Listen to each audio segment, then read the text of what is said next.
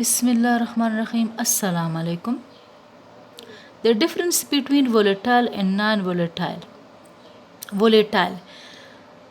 It requires continuous power to maintain the stored information. RAM. RAM is the example of volatile. RAM में जिस तरह हम जानते हैं कि RAM आपके पास डी रैम है, इसलिए कि डेटा को स्टोर करने के लिए कंटिन्यूस पावर की इलेक्ट्रिसिटी की ज़रूरत होती है। तो जैसे ही इलेक्ट्रिसिटी चली जाती है हम कंप्यूटर शट डाउन कर लेते हैं तो रैम से सारा डेटा इरेज हो जाता है। That's why RAM is called volatile. It doesn't need required continuous power to maintain the stored information, जिस तरह कैश है। Volatile memory retains the information as long as power is applied.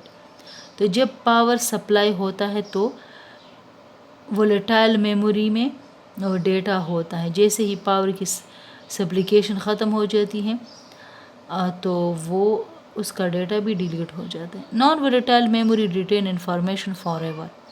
Non volatile memory में data forever पड़ा रहता है, अगर light हो या ना हो इसमें डेटा रिटेन करता है। RAM and register are example of volatile memory. Light चली जाती है तो रैम से भी डेटा डिलीट हो जाता है, रजिस्टर से भी।